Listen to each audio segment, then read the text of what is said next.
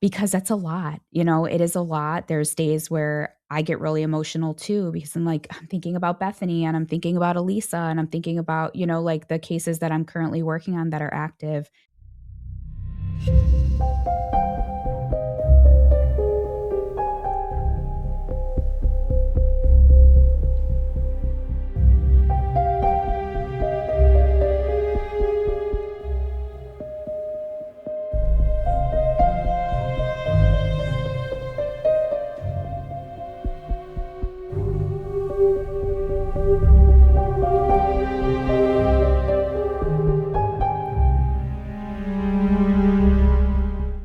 Hello and welcome to another episode of Truly Twisted. As always, I'm your host, Alicia Watson. And every Thursday, I bring you a story that is always victim focused and fact based. And today I am joined by a very special guest, Jen Rivera. Now, Jen is the other co founder of Fire Eyes Media and one of the producers of Missing in Hushtown Season 2. You all met Jules Thorpe on episode 22 to discuss Adriana and Jennifer Wicks and season 1. So I am thrilled to have you this week, Jen, and I'm going to let you introduce yourself because, like I said, your podcast resume is getting quite up there these days. It absolutely is. Well, thank you so much, Alicia, for having me. I'm so excited to be here. So, as Alicia mentioned, my name is Jen Rivera. I am one of the co-founders of Fire Eyes Media. We are a woman-owned and operated ethical podcast network, true crime podcast network. So we've been in business now for 2 years. It's been incredible. But aside from Fire Eyes, I also own my own company, Reignited Media. I've had that for about 6 years. I have some of my own podcasts that I host under there, The Unseen Truth and Case Uncovered. Case Uncovered is a dual production, though. It's also still under Fire Eyes. But yeah, I'm also the co-founder. I don't even know what I do, Alicia. No, I'm kidding. I'm also the founder of the Reignited Project, which is a 501c3 nonprofit that helps families of the missing and survivors. So we do a lot of work. That's what I do mostly on my day-to-days, aside from podcasting. But yeah, so it's incredible. Lots going on, but very, very blessed and really grateful to be here. I'm so happy to have you here. And honestly, I don't know how you find the time to do all of it. And as an empath yourself, pour so much of yourself into that, especially with working so intimately with families, like I know that you do. Yeah, it is honestly, it's a challenge. It takes a lot out of me every day. So there's times where I definitely need to do it more, but disconnecting, decompressing, I'm sure you know too, like covering a lot of these stories is really heavy. It's heavy work and living it every single day is a lot. It's a lot to take on, especially when you have your own life and your own family. But I found that for me, I have to like decompress, disconnect by the end of the day and take some time for myself, even if it's just like walking on my treadmill or reading or something, just take my mind off of everything. So, yeah, but I love the work that I do. I know it's not something that everyone's able to do. This isn't an area or a field that lots of people that they can handle, honestly. It's tough. So, yeah, I applaud everyone else that is in this field and making a difference like you with your show as well, which really twisted. It's amazing. But it's hard work. It's hard work and it's very heavy. For sure. Well, I learned from the best. I mean, you and Jules were a big part of season 1 of this show and kind of helping me feel comfortable in this field. I still feel like an imposter sometimes, but when I see comments like, you seem to care so much and you're so empathetic and like, thank you for doing what you do, it goes such a long way mentally for me that I'm just like, okay, I'm doing what I need to be doing right now. So I'm Yeah. sure you And feel that way as well. yeah, absolutely. Because it's very fulfilling. It is very fulfilling. And it's nice when your hard work and the fact that you're empathetic to these stories and you can really genuinely feel like as if it was your family member. That means so much because there's just unfortunately a lot of creators out there that aren't ethical, that just don't have that connection to these stories. And I think having more creators in this space, I'm seeing more and more ethical creators come out of the woodwork. I think it's so amazing and it's such a breath of fresh air in this industry. We really need it. We need more advocates in this space to help these families and not just exploiting their stories. I agree with that completely. It's a nice, like, little shift in how this entertainment side of true crime is being handled, so I think that that's beautifully put. And I know that you also not only do you work with families, like, short term, but you also work with families long term with Unseen Truth and with this season of Missing in Hushtown. Can you share a little bit about that process, like, working with the families in that way and kind of what you guys have been doing behind the scenes? Because 'cause I've been following the show since, Jules started season 1, and you guys have such a this season feels so different. Like, I can feel all of your hearts and souls into the season, and I think that it's really beautiful how you guys are handling Bethany's story. So, I would love to know a little bit more about Bethany and, kind of what you guys have going on that show. Yeah, That absolutely. was a So very long question, I apologize. that's okay. Um, no, I love the question. Because it has a lot of depth, and there's so much to say, honestly. So to give a little context around the structure of Missing in Hushtown, so obviously I started the Unseen Truth before Missing in Hushtown, before Jules and I like officially partnered. When we started Fire Eyes, Jules had asked me to come on.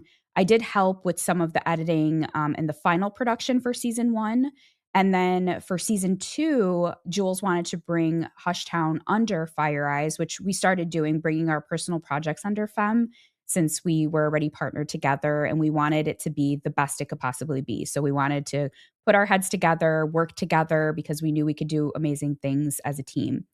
So with season 2, it's really wild how because we got other families that were requesting we cover their story, and it was hard, like, that's one of the hardest things I think when you're Yeah, how do you deciding choose? on who to cover for a season because you're going to be so the season takes a long time. We're talking years that we're working with these families.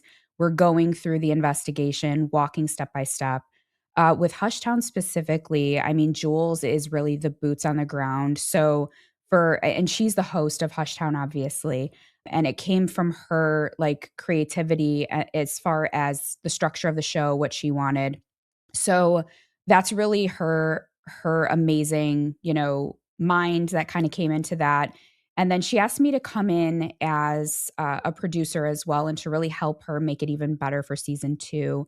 And so we were thinking about what case we wanted to cover. Bethany's case had come up. I actually had heard about Bethany's case just through my advocacy work and through other families sharing flyers, things like that. So I had heard of Bethany's case. And it was just such a meant to be moment because later found out that Jules had already heard about Bethany's case through the Wicks family. So when we kind of connected and we're like, okay, I remember the conversation we had. I was literally in the Target parking lot. We were on the phone and we were talking about Bethany's case, and we both were crying and we're like, this is the case we're going to do for season 2. And that's Very really how. serendipitous. Yes, it was such an incredible moment, and that's when we decided. And then we were like, okay, we needed support. We wanted to do right by Bethany's family. We wanted to make season 2 the best that it possibly could be. And so we asked the hosts of Like Mother Like Murder, Rachel and Heather. They're amazing. We asked them to come on and also produce with us. So what we ended up doing was making it a dual production with their company, Momcast Productions, and Fire Eyes Media. So that's another reason why this season is just, I mean, season 1 is very powerful as well, because Jules worked with Casey Wicks, but this season with Bethany is even just more impactful, more powerful. You're feeling a lot of the emotion because there's 4 producers on this specific season. So it was a little bit of a challenge. This was our first time working with so many producers together. We had to really figure out how to structure things, what we were doing, how to work together, how to divvy up the tasks, and it just at the end of the day was a great learning experience. Like it's something that I will cherish forever because it taught me so much in this space. It taught me so much in the production aspect, but also working as a team in this type of environment because it's so different. And like supporting each other. We all had days where it was tough. We had days where uh we were so emotionally invested in the story and this case that we had to take like time away because we're all moms. So we had this connection with Bethany and with Johnny and the family as we were going through. So with that said, that's kind of how the production started. But with Bethany's family, it was a process. So we had been working on Hushtown season 2 for well over a year. Might have been a little over a year, since we decided on the case. And it was, again, an incredible experience. Jules got to be, because it's a local case to her, just like the Wicks case. So she got to physically be in person with Johnny and her family, do the interviews. I know Rachel helped as well. She was a part of those because she's not far, from Jules as well, so she's driving distance. But Heather and I were also more on the back end. I mean, we were all a part of it. We were all doing interviews. We were all working together as producers, but it was all of our talents and all of our hard work together that produced the final season 2. Well, like I said, I think you can definitely feel all of your hearts in the season and how it's carried. Maybe that's coming from a place of knowing all 4 of you guys as friends, but I think you guys did a remarkable job of putting it together. Thank you. And I genuinely I mean, we couldn't do it without Heather. We couldn't do it without Rachel. Like we couldn't do it without all of us together. We really needed all of us as a team. And so I'm just so grateful. I love those ladies with all my heart and soul. They're amazing. And I'm really, really proud of what we've come out with for season 2. But Bethany Markowski, whew, that's a tough case, man. Only 11 years old when she went missing. There's so many theories. There's a lot. The main one is because she left with her, or she was with her father, Larry Markowski. He claims that they went to the mall. She went in. He took a nap in his van, and she disappeared. But again, there's like you have to listen to season 2 because there's just so much more surrounding that. Um, and it's like there's some he said, she said, what do you wanna believe? But the thing is we had to kinda disconnect ourselves from that as well and not just focus on one specific theory. We wanted to cover everything.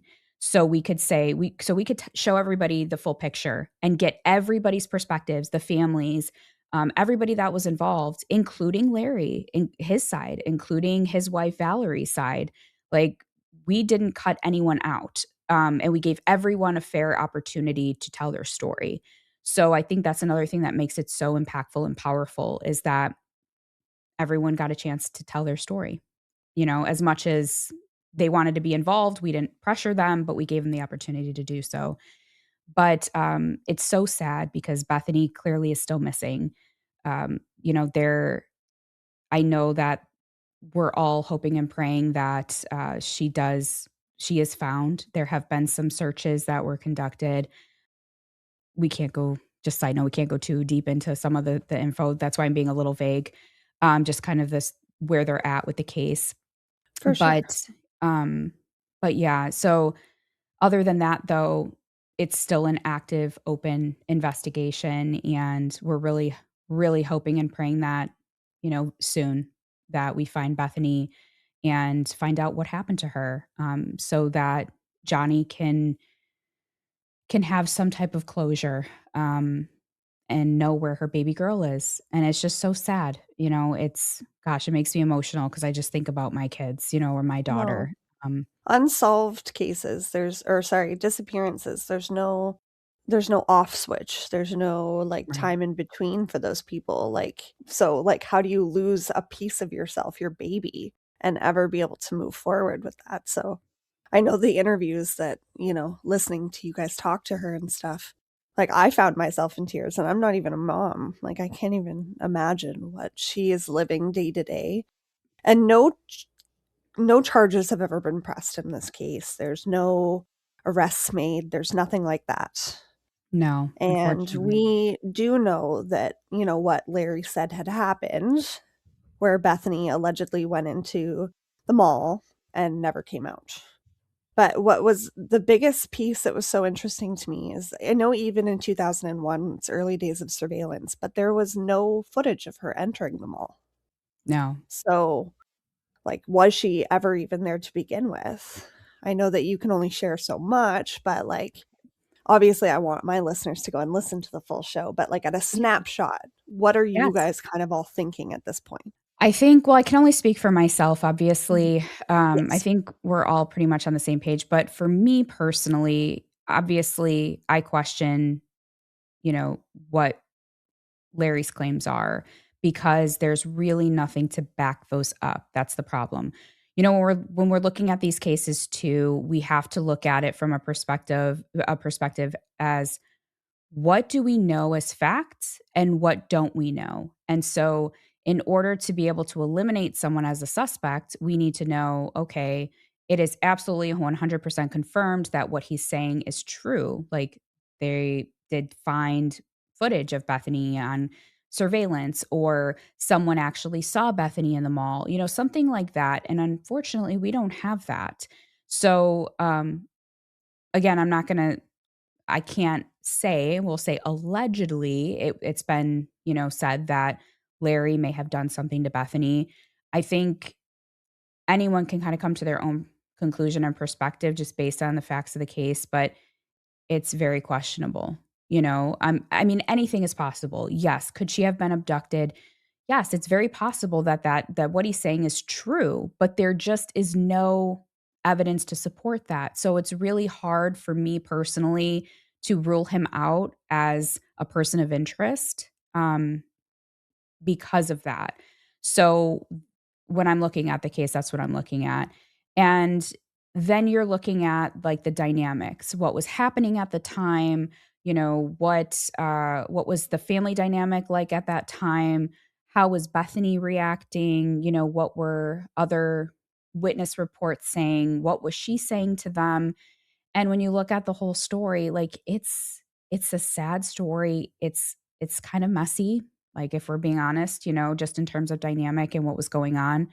But yeah, it's just questionable in my opinion. It's really questionable and there just hasn't been you know, anything else that indicates that she was actually abducted. But we can't eliminate that either. That's the problem because we still don't know. There's nothing to prove that Larry's telling the truth, but there's nothing to prove that he's technically lying yet either until we found any other evidence. So that's kind of where I'm at least in my stance on the case. But it's so sad. And I think at this point, I'd love to know what the detectives, obviously we won't know, but what the detectives have, maybe things that we don't. Well, clearly they probably have things we don't know, but now it's just, is Bethany alive? Then there's the theories. Is Bethany alive? There was the sighting of her in Illinois not long after her disappearance. Was that really Bethany or was it just a girl that looked like Bethany? We don't really know. So that's tough too because there's still that hope that Bethany's out there, that she's still alive. Um, and again, even as producers on the podcast, we couldn't rule out anything. We couldn't say that she isn't or that she is. Like, we had to look at every single possibility when we were looking at this case. And you're And always praying for the happiest outcome and that she is still alive out there somewhere. absolutely. I mean, obviously that's best case scenario. That's what we hope. We want Yeah. her to be out there. We're hoping that's the case and uh we can see her be reunited with Johnny. But we don't know, that's the hardest part. There's just so many unknowns in this case, and as long as it's been, I mean, 2001, it's been so many years. Bethany would be an adult now. She doesn't look the same as she did when she was a child, so that's another really big piece of it. When we were doing the research for season 2, I mean, we were looking at that. I couldn't tell you how many times went down rabbit holes, especially Jules on Facebook, looking at other potential people that claim to be Bethany, because there were people that claimed to be Bethany as well. That's another thing. Unfortunately, DNA ruled them out, but there were lots of claims of that. So then it's like, looking at family trees, who's connected. Could this be Bethany? Looking at at this person's features.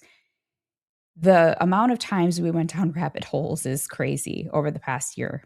Um, it's been wild, but again, the ultimate goal would be best case scenario is that Bethany is still out there, and hopefully soon she'll be reunited with her mom, you know.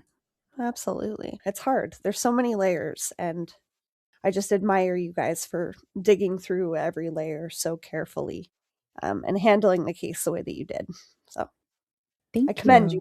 you. Thank you. Yeah, I mean, investigative podcasting like this, when you're focused on one case for an entire season, it's an extended period of time. It is tough because you get emotionally connected, but sometimes you have to step away because there's times too where you get like blocks where you're like, oh gosh, like I've looked at this so many times. What am I missing? And that was the good thing about having 4 producers as well, is because we were able to kind of bounce ideas off of each other. We were able to say, "Hey, look at this. Are you seeing anything?" So sometimes one of us might see something that the other wasn't, or missing a really important piece that the other wasn't because we were just too focused on, something specific. But I think that's what makes like investigative podcasting really unique, interesting, challenging. Like there's so many different components of it.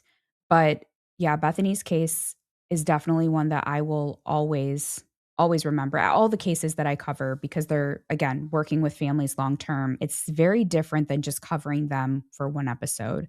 Especially when you get to speak with the family directly too. They're, you know, a part of you in that way as well. They've taken time out of their day to share a very vulnerable piece of themselves with you, and that's not to be taken lightly either, so I know what you mean when you say you carry them with you. Yeah, you do. And always, like, I have so many families now over the past, gosh, I've been doing this 5, 6 years now. All the families that I've worked with that I've talked to, they've literally become like my family. I still talk to all of them. I still check in with them, see how they're doing. It's just that never goes away, especially when you're more in an advocate or like ethical podcaster type role, because that's so important. Like just because you covered their story already and now it's 6 months, a year later, doesn't mean that you forget about them. You still think about them. You still wonder how they're doing.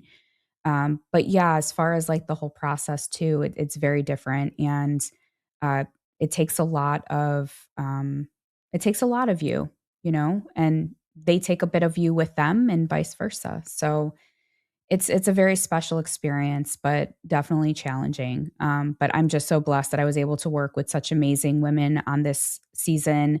I got to use my skills, and so I did all of the audio production.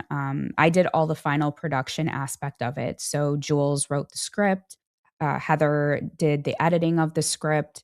And then we had Rachel, who was amazing. She did like the project management aspect of things. And then again, we all worked together to stay on task as well and make sure we got this podcast out in time for Tennessee Missing Children's Day. And like it was really important to have it around the time that Bethany disappeared, like the anniversary. That was really important. So staying on time and staying on task with so many 'Cause that's episodes usually this time. when more tips or leads Exactly. tend to come in.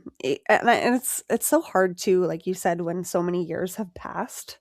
Like, people misremember, details get lost, people move away or pass away, or, like, there's so much that's missing at the end of it, so I'm glad that you guys were able to do that too, and hopefully it had a positive effect on her case. Yeah, I think it did. Obviously, any exposure is great. Like, the more exposure, the more people that are listening to her story, the more people that know about it. A lot of times, a lot of people don't realize is that there's still, even when there's so much time that has passed, somebody may listen, someone may see a poster, may see a social post and realize that they have a piece of information and not know that it's important. They may not know about Bethany's case or realize that she's been missing this long, but maybe they came across her at one point.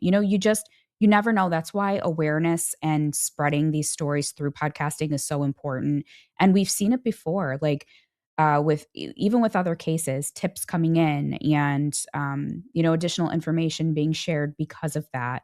So that's always the goal. And the more people listen, the more people we reach, uh, the better chance that somebody will know something and be able to call it in.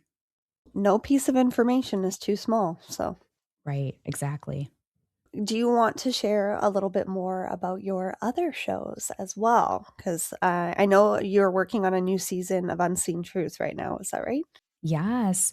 So I am working on season 4 of The Unseen Truth, and I'm covering the disappearance of Elisa Roberson. She was 13 years old, so she went missing in the late 1980s. That case is, again, another case that is just so sad. It's like similar to Bethany's, where Elisa was, not too far off, very similar ages, around the same ages, just a few years apart, and just the same strange type of disappearance where she's just never been found. And so for Elisa, I'm working with her sister Ruby, and Ruby's been amazing. She's been a huge advocate for her sister. But the whole family's been really supportive of the project, and I've been working with that family for a year. So I think another thing that's really important to mention too when you're in this space is because I have multiple podcasts and producing, like, Jules's podcast, Missing in Hushtown, and working on that. I'm still working on my own, as well. I'm still working on the podcast that I host and working with other families. So that is always, I think a lot of people don't realize that there's multiple people that I'm working with, multiple families, and it's figuring out also how to handle that because that's a lot. It is a lot. There's days where I get really emotional too because I'm thinking about Bethany and I'm thinking about Elisa and I'm thinking about, like the cases that I'm currently working on that are active. But with Elisa's case, so she went missing from Aransas Pass, Texas, and she went to meet her friend, literally like not far from her home. They were supposed to meet up at an elementary school, and uh, somehow the friend missed Elisa. Like, the timing just it was literally a few minutes off with the timing, and they kind of missed each other, and Elisa disappeared, and she has been missing ever since, and I'm really excited for the season to come out because there's so much. This season, the other seasons were more short form, so it was like about an hour, 6 episodes, shorter, digestible, so you can sit down and listen to the entire case, all the interviews and everything in one sitting. But this season is different. This season, I've transitioned into long form, and that's really because there's so much information, I can't do it in 6 short episodes. So there's 10 full episodes. Each episode will be between, like, 25 to 35, 40 minutes each, very in-depth. Ruby will be the main, interview, kind of go will be going through her interview throughout every single episode and sharing what she's done, what she's worked on, her advocacy efforts, because there's so much in all of these years that has happened. And then some recent developments as well that I won't share here yet just because there's a lot to unpack there. And I want Ruby to be the main one sharing that on the podcast. So, but I'm really excited for that season. That's going to be amazing. And that Delicate. comes out. Yes, absolutely. But that comes out April 30th. So not long. So No. Oh, been working on congratulations. that. Yeah, I will, Thank you. in the show notes, guys, I will have links to all of these shows so you can absolutely check them out. I encourage that you check them out. As soon as I saw that you were covering that case, I was very excited because I knew very little of it, but it's haunting the way that she disappeared. It is very haunting. And then when you hear more of the backstory too, you're like, "Oh my gosh." Like, when I was doing my really in-depth interview with Ruby, which was, like, over 2 hours long, oh my goodness. And it's hard for the families too because they have to relive a lot of those things, a lot of that trauma. So it's being really, mindful of that. I've had to break up interviews as well just because they need to breathe and like reset and decompress from that, which I appreciate so much that Ruby's working with me and all the families that have worked with me to tell their story because it takes so much out of them to do that, and I don't think people realize that, and it affects them. So, but we're really like we've been such an awesome team. I have my team, Sam and Rose, who have been behind me, helping not only with like the podcast stuff, like just with the interviews and getting that scheduled for me, but also my nonprofit. So they've been incredible. I couldn't do it without them, especially with between like the Fire Eyes side and then the podcasts and Reignited Media side. There's a lot happening, and then the nonprofit. But just trying to do good in this space, it's been for me, it's been such a crazy experience with this journey over the past 6 years and the things that I've experienced, and really trying to take that and put it and use it for good, like between my sexual assault, that's what initially started driving my interest in true crime. Then experiencing my aunt going missing in January, like having to go through that whole process and know what it was like, what these families actually go through and be on that side of it was such a surreal, wild experience. But now I'm taking that and using that for good, or I'm trying to. I'm doing the best I can to take that pain and turn it into purpose. And it's just, I don't know, just lit a fire in me this year. So we have The Unseen It's a Truth, little bit Case of a Uncovered. superpower to know how to navigate both sides, I think, in such an eloquent way like you're doing, and even though your aunt's death is an unimaginable tragedy for your family, I'm happy that you guys are doing beautiful things with it and are keeping her memory alive in ways that are authentic to her and who she was as your family member, but also, when it comes to mental health awareness and when it comes to giving Yeah. back in those spaces, those it's so under preached in my opinion. Like so many people are struggling and you would never even know. And Yeah. so, It's yeah. so true. And especially people like that are in like educators and like, like my aunt was, Chicago public school teacher and very well respected and uh amazing, amazing woman.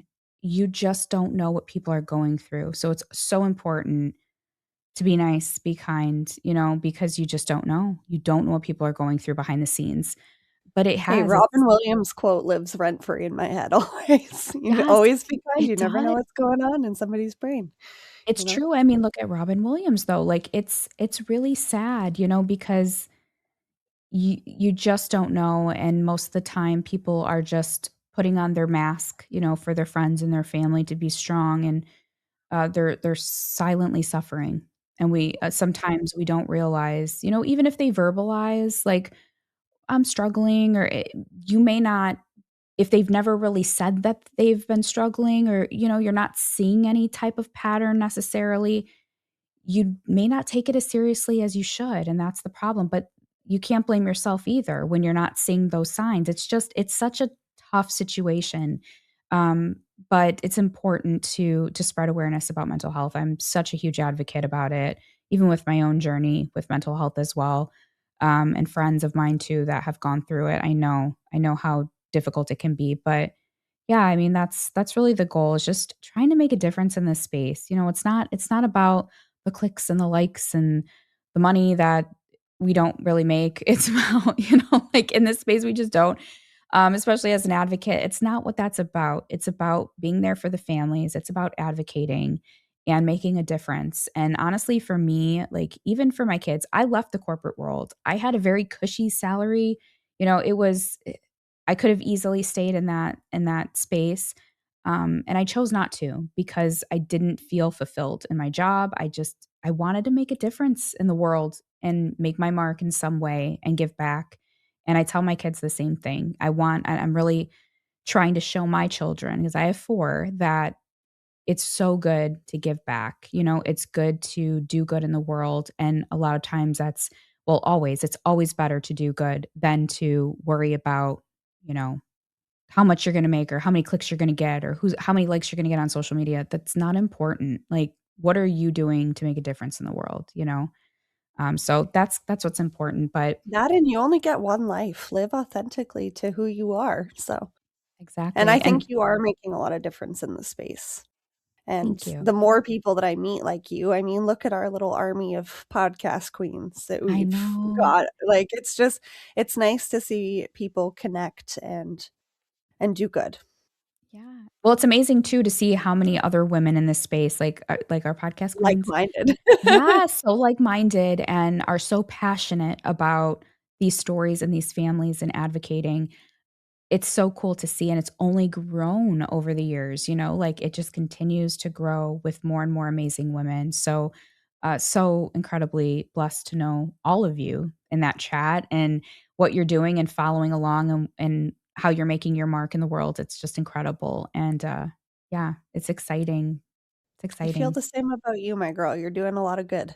Thank And I you. don't know how you do all of it. All of like, everything that you have going on is incredible. Thank Now, you. you also are really pushing Case Uncovered again recently, which is your solo short form true crime show. You don't necessarily always work with families directly with that one. That one's more of just like a week to week kind of getting the stories out there, right? Kind of similar to Yes. what I do. Absolutely, yes. So the show originally started back in 2024. The plan was to make it weekly. I started a YouTube channel and I did a few episodes on there. But with everything that was going on with Fire Eyes at the time, it was growing. We were getting more incredible podcasters on our network at that time, and then just the production of Bethany's season, and I had to take a step back from it. But I was still sharing what the way that it worked, the dynamic then for the rest of 2024 and 2025, I was taking on requests only. So families who would reach out would want their story told, stories that you weren't hearing about. So I was still posting, but it was more like a bi-monthly type thing as those stories came in as I was able. And then just recently, I finally got it back to a weekly show, which is really exciting because that's what I had intended for it from the beginning. And I do post twice a week. So Tuesdays and Thursdays. Tuesdays, I do my Missing in the Midwest, where I share stories of the missing, like in the Chicagoland area and like in the Midwest, which is close to home for me. So it's a lot of these stories I hear about through my nonprofit as well. And I'm like, how can I help bring more awareness? So that's what Tuesdays are dedicated for. And then Thursdays, I do more in depth case coverage, disappearances, unsolved murders, things like that. And I do work with families, but with the weekly cadence, I just try to get out as much like lesser known cases as I possibly can and help the family spread awareness. So there's not always interviews with the families, but sometimes there is. I do have a few that are coming up with the families, but yeah, it's become really successful really fast, especially after having Wendy Davis on the show, who was Dan Davis's daughter, who went missing and unfortunately was found. I'm actually attending his celebration of life tomorrow. I was invited to that, but that whole case is just really sad as well. But um, yeah, it's been the the podcast just kind of really took off, and it's been incredible. So it's, all of my listeners, thank you for your support. It's been amazing, really helping these stories get out there, and that's always the goal. So 100%. So if I mean, those of you that are listening right now, I know you like my show. I can guarantee you will like Jen's. So please go and check that out. And I can't wait to see what you do next. Now, are there any calls to action, any things that we can do as a community to help support anything that you have going on right now? yeah, so I one of the biggest things, All of what you obviously. got going on? All of what I got going on, yeah. There's a lot. Yeah, I think a couple things would be amazing. Just tuning into the podcast, if you listen and you like, how important it is, just giving a five-star rating and review is incredible because what it does is it pushes our podcast and our stories out to more people. Just the way the algorithms work for the podcast platforms, we know that's so important. And then the other thing is, checking out the Reignited Project. If you go to the reignitedproject.com and you want to learn more about the advocacy work that I do and my team does, we're helping a lot of different families right now in different ways. I'm working on the Linda Brown Advocacy Protocol, which is a program specifically for missing persons in my aunt's name. and I'm really excited about that. So it'll be released in 3 phases. The first phase is set to launch at the end of May, and yeah, so I'll be sharing a lot more on there.